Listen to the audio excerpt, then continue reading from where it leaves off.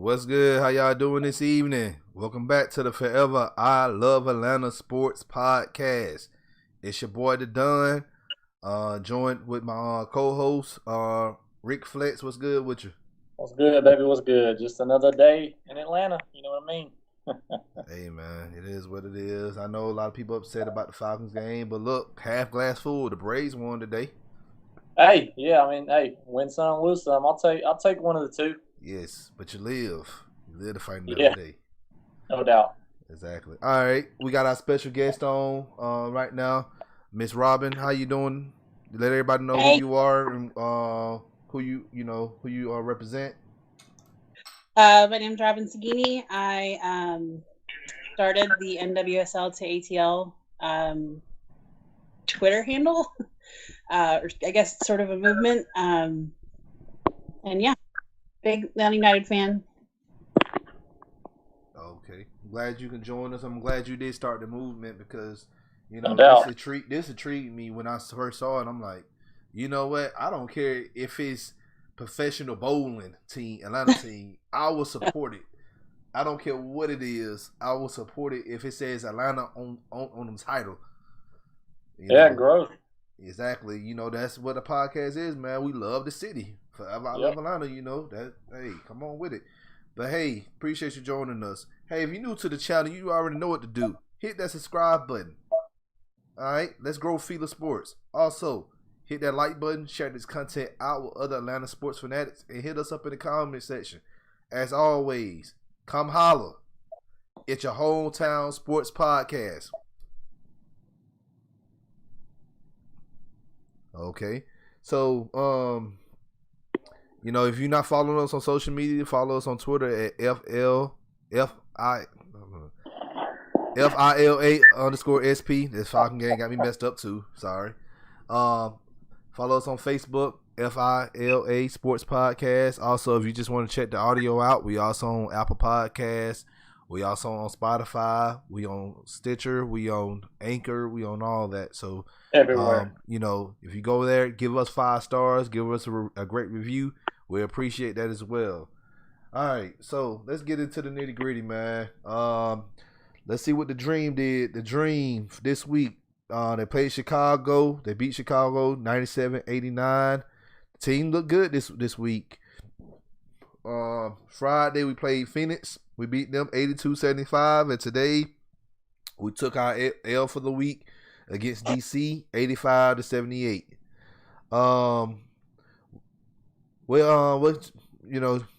Rick, what happened in college sports, man? Just run down the scores for us. We'll get more in depth with the college teams and everything on Thursday. Remember, every Thursday around in the evening we have our rivalry week. Every Thursday this football season, so don't miss out, you guys. Yeah, so we'll keep it kind of short and sweet. Obviously, no SEC still idle, so 26 we'll be getting ready for that kickoff for Georgia. But it looks like Tech kind of shocked the whole country. 16-13 upset over FSU. So again, a big win for that program and got Collins off on the right foot, and it's just going to carry over into recruiting. So, big win for Tech. All right. And also, Georgia Southern, they played this weekend. They played Campbell. And they was looking good. Campbell almost came back, but, hey, they won the game 27-26. And that game it wasn't pretty, but it was a win. Yeah, no doubt. It was a little stressful there, but, hey, they got the W. That's all you can ask for. Yes, exactly. All right, Falcons. Hey, if you missed out on my Falcons recap earlier, I put it up on the YouTube channel. Go back and look at it. I posted it, 2 or 3 hours ago. I'm not going to go too much in depth with it, but we lost the game against the Seahawks today, 38-25. Ryan went 37-54, 450 yards, 2 touchdowns, 1 interception. The interception pretty much came late in the game. Pretty much we tried to come back, and, hey, it is what it is. But Ryan played well today. Gurley, 14 carries for 56 yards and touchdown. Julio, 9 receptions for 157 yards. Ridley, 9 receptions for 130 yards, and he caught 2 touchdowns. Gage, 9 receptions for 114 yards. Grady got a sack and a half. McKinley got a sack. Fowler got a sack. Pretty much to give y'all a quick assessment on why we lost this game. If you want the full detail, once again, check the show out. I'm gonna check the clip I put out early on today. But coaching was horrible. They didn't make any adjustments in the second half. That's why we lost. So if you want more in depth, check out the clip that I put up earlier today. So, all right, what the Braves do? Yeah, so it was kind of an up and down week, man, to be honest with you. Tonight, they finished off a nice win to take us 4-3 on the week.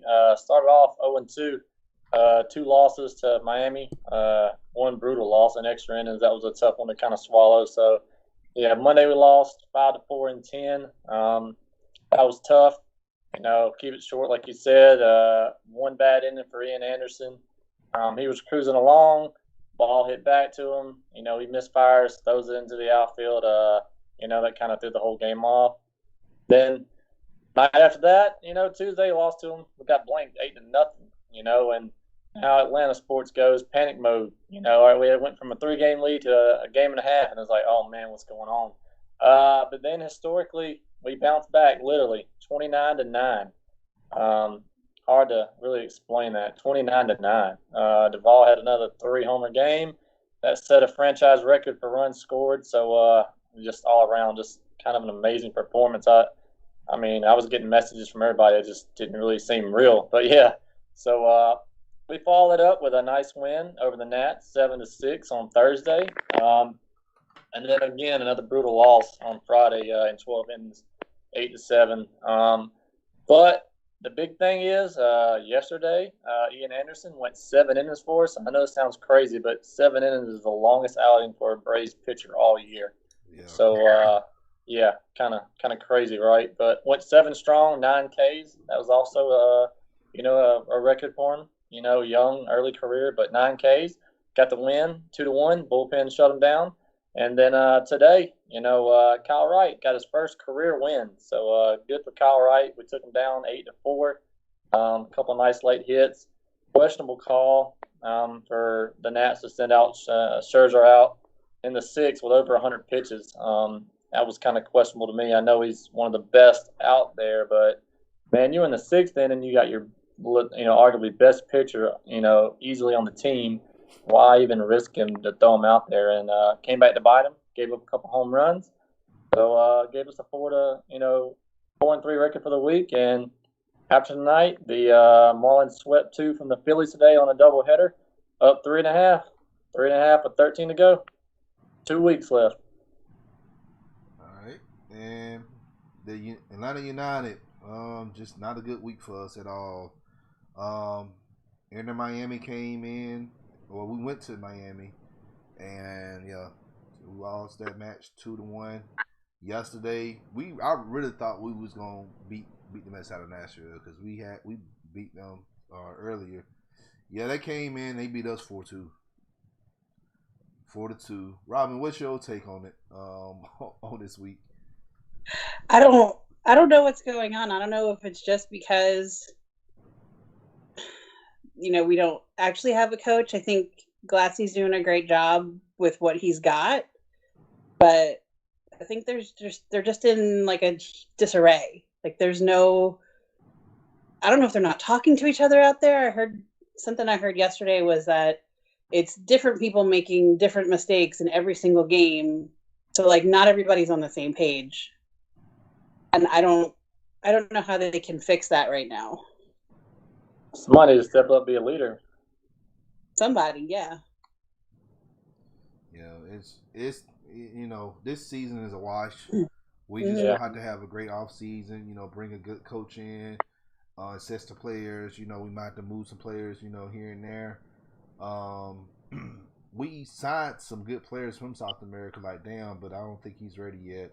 So it's gonna take us a while to really get to where we need to get to. And then, our best player, Martinez, he's out. So, hey, it is what it is. All right. So let's get to the topic for today. The National Women's Soccer League. That's what the NWSL stands for, you guys. Okay. All right. So the league is trying to expand. And the league is trying to expand, and Atlanta could be a possibility for an expansion team. So, will you think the city support women's soccer? Absolutely, no question. All right. None. People doubted that we were going to support professional soccer 5-6 years ago when Atlanta United was announced, and we beat all of their expectations immediately. Right? We've been selling out games for 3.5 years. Well, 3 years. This year doesn't count. Brought a ship. But I mean, you can't I know the attendance thing is overplayed and whatever, nobody cares anymore, but you can't go anywhere in this city and not see Atlanta United something. There's flags everywhere, there's people in jerseys, there's hats and jackets, and I mean, there's nowhere, you don't go anywhere and not see something with Atlanta United on it. So I think for sure the city is big enough for 2 professional teams. Yeah, I agree. Just think about I grew up in Atlanta, born and raised in Atlanta, and you've seen, and let's be real, number one team in the city is the Braves. All right, no matter where you go see that A or you go see that Tomahawk. No matter what bar you go to, what store you go see that Tomahawk and you go see that A. All right. Then you got your Falcons, you got your Hawks.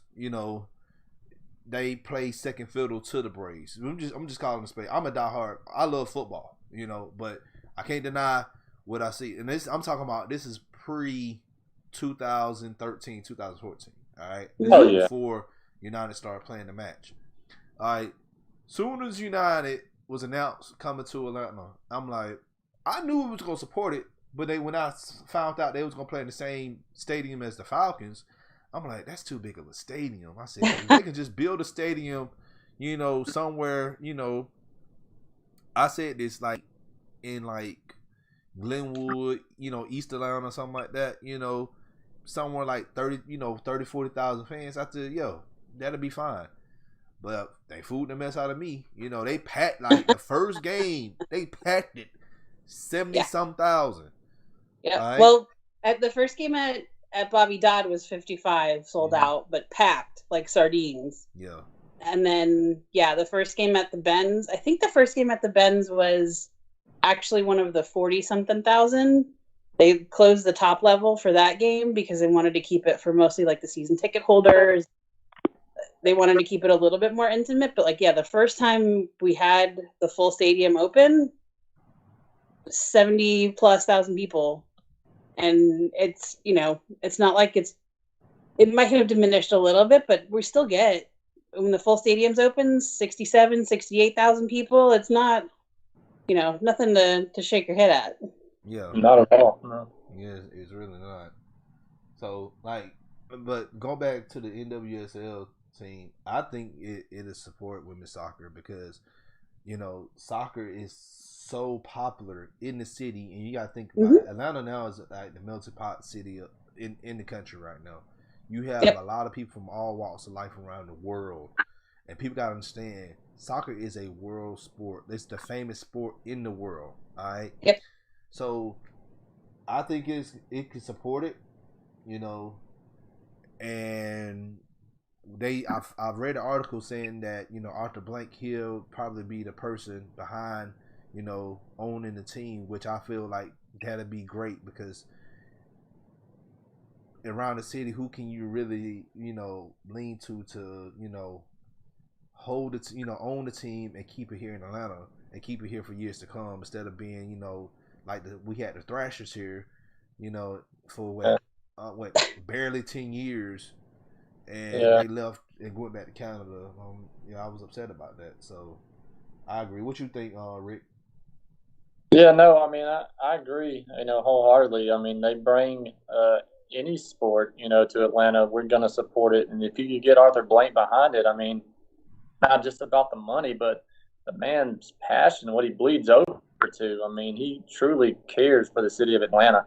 So to have somebody of his magnitude and his character, I think it'd be amazing. And I have no doubt it'd be successful at all. I know it would be. Like you said, we'd sell it out. We would. We would. It's just what Atlanta does. It's just what sports, with this country does. But yeah, I think it would be a monumental move. Something I think, Atlanta needs, honestly. Yeah, I agree. And then I'm reading it. What's good? Ultra Shadow 97. He in the chat right now. He said NWSL team here in Atlanta would be nice. Yeah, it would be. And we talked about the ownership of Arthur Blank. So, Robyn, what you think about Arthur Blank owning the women's soccer team? You think that'd be a good move, or do you think it should be someone else since he got his hands tied to 2 other teams? That would be ideal. We love Uncle Arthur. He knows how to support his teams, his employees. He's a really wonderful, wonderful person. I've met him a couple times early on with some Atlanta United stuff, like back when Darren was first hired. And he's just amazing. And he would do everything that he could to make sure that the players are treated well, all the employees are good, everybody has exactly what they need. I mean, there's already a huge soccer facility in Marietta. They can definitely make some room there for a women's team. You talking about the KSU stadium? No. Well, yeah, I mean, they could probably play there, but I'm talking about the training facility. Oh, okay. In particular. But, yeah, I mean, they could probably even fill the lower bowl of the Benz. That'll, there's an abandoned stadium not so far from the Benz that Morris Brown, is that the name of the college? Morris Brown College, that used to play there. They can fix that up real good because that area over there is becoming nice. It's I hate to say it, it's been gentrified. A little bit, yeah. But it's definitely a lot nicer now. Yeah, like it's not like how it was 10, 15 years ago. So they can fix that facility up, put probably a couple million into that place and make it look nice. Because you can probably fit a good 20,000 people in there.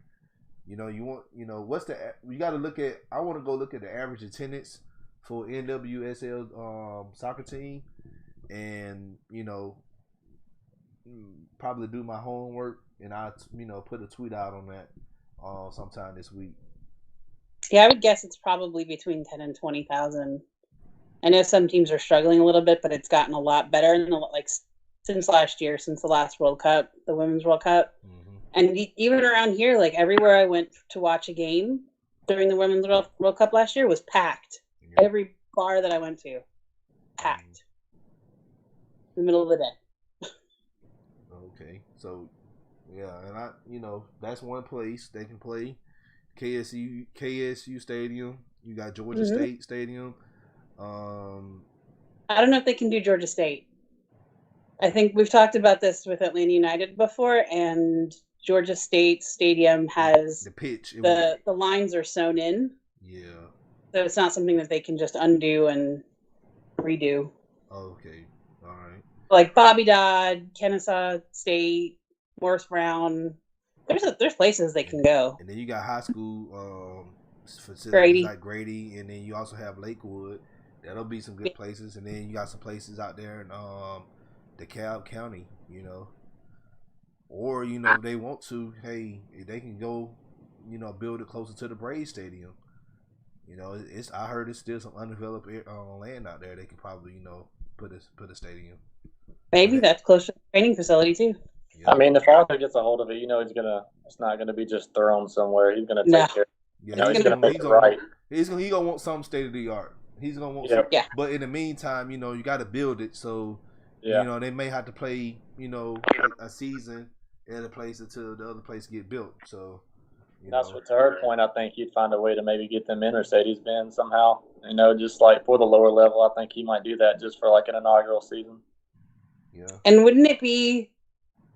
I think I've talked about this with my dad before, but wouldn't it be awesome to have a women's game and then a men's game right after it? Oh yeah, man! You ain't got to leave the stadium. You stay right there.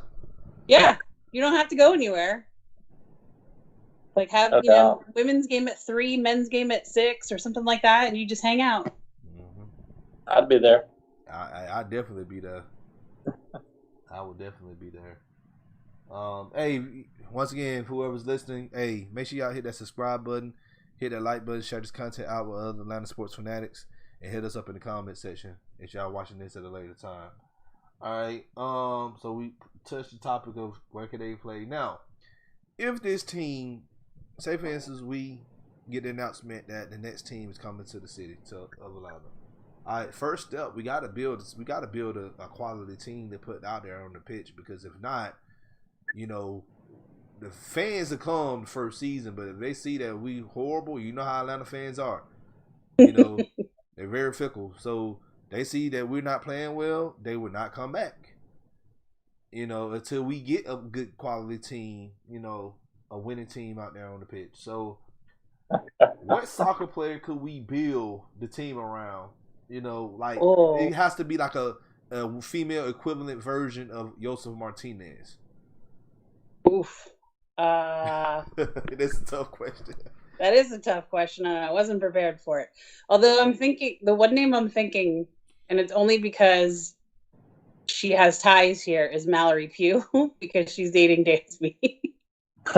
Oh yeah, so, yep. I know who you're talking you'd about. probably come here in a heartbeat, but we've also got lots of other, national team players that are from Georgia. And I'll admit, I watched the tournament this summer, some of it, but I don't remember all of the names. But those are Mallory Pugh, I think Emily Sonnet. Half of the Women's World Cup team is now in Europe, so it's going to be tricky. But I think we can pretty much get anybody we wanted to if Arthur Blank's behind it, because they know they're going to have an excellent support system and a good, he's not going to do it wrong.